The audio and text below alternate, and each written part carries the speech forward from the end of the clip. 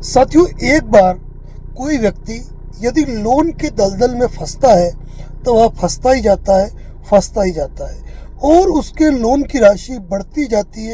जाती है और एक वक्त ऐसा आता है कि उसे केवल आत्महत्या करना या घर छोड़कर भागना ही उचित लगता है। साथियों, क्या कारण है कि एक व्यक्ति लगातार कर्ज के दलदल में डूबता जाता है? साथियों, जब भी इंसान कोई लोन लेता है तो वह पूरी कोशिश करता है, वो कोई विलफुल डिफॉल्टर नहीं होता है,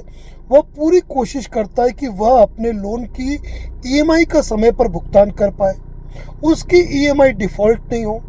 उसके खिलाफ सेक्शन 25, 138 एनआई एक्ट या फिर आर्बिट्रेशन अवार्ड या सरफेसी एक्ट जैसी कार्रवाई नहीं हो और वह येन केन प्रकारेण साम दाम दंड भेद वह उस लोन को चुकाने की कोशिश करता है।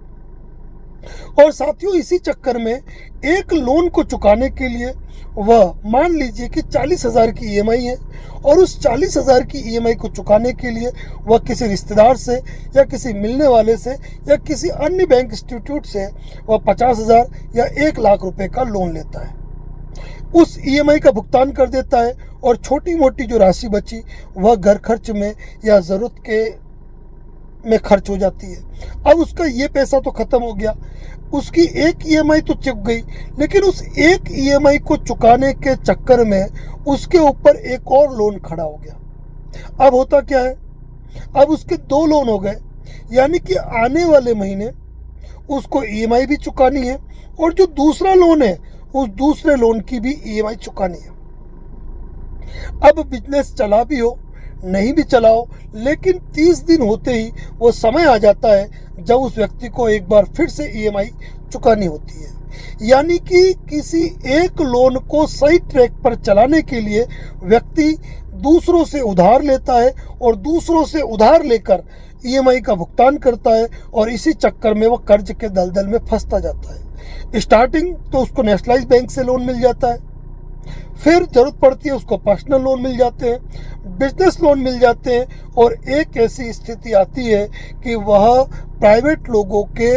यानी कि ब्याज माफियाओं के चक्कर में उलझ कर रह जाता है। 5%, 10% की गणित में उसकी ज़िंदगी बर्बाद होने लगती है। तो साथियों, मैं सभी साथियों से एक ही निवेदन करना चाहूँगा, यदि आप कोई एक लोन ले चुके हो, 2 लोन ले चुके हो, 3 लोन ले चुके हो और यदि आप उनकी किस्तों का भुगतान नहीं कर पा रहे हो और केवल अपना सिविल स्कोर मेंटेन करने के लिए आपके घर पे आकर कोई परेशान न करे, आपको कोई फ़ोन पर धमकी न दे, रिकवरी एजेंट आपके घर पर नहीं आए, आपको लीगल नोटिस ना आए, आपको वकील या पुलिस के नाम पर फ़ोन नहीं आए, इसके लिए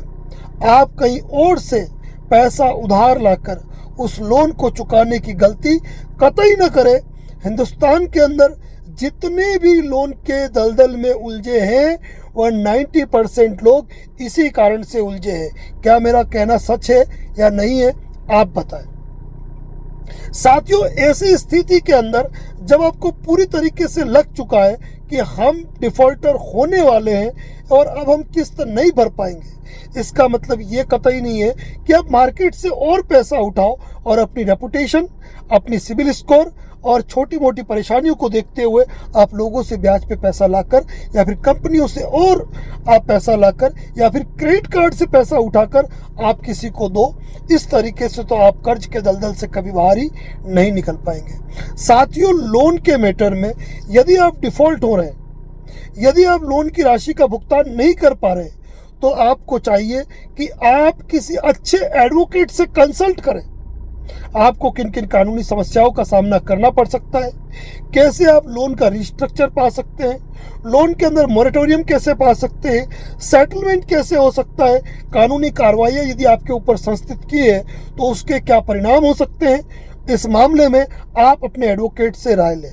यदि आप लोन के किसी भी मैटर में किसी चक्रियों में उलझे हुए और यदि आप हमसे बात करना चाहते हैं तो आप हमारे मोबाइल नंबर पे टेक्स्ट मैसेज, कॉल बुक करवा के, साथियों मैं कहूँगा की लंबी चर्चाएं होती है। कम से कम किसी एक व्यक्ति को पूरी तरीके से जानकारी देने के लिए कम से कम भी 1 घंटे का वक्त लगता है। तो उसके लिए कॉल बुक होती है, तो कॉल बुक कराकर आप बात कर सकते हैं या किसी नज़दीकी एडवोकेट को कंसल्टेंसी फीस देकर उनकी सलाह ले सकते हैं। लोन के संदर्भ में हमारे कई वीडियो पोस्ट है जिन पे हमारे द्वारा A to Z जानकारियाँ दी जाती है कि किस तरह आप अपने आप को लोन के चक्रव्यूह से, लोन से होने वाले केसेस के मैटर में, लोन से होने वाली रिकवरी एजेंट्स के मैटर में किस तरीके से अपने आप को प्रोटेक्ट कर सकते हैं, पूरी जानकारी दी है। फिर भी यदि आप कॉल बुक करा के बात करना चाहते हैं तो आप निश्चित रूप से कॉल बुक करवा कर हमसे बात कर सकते हैं। सजेशन हमारा ये रहता है कि आप लोकल एडवोकेट से बात करें तो आपके लिए बेहतर रहेगा। धन्यवाद। जय हिंद, जय भारत, जय मेवाड़।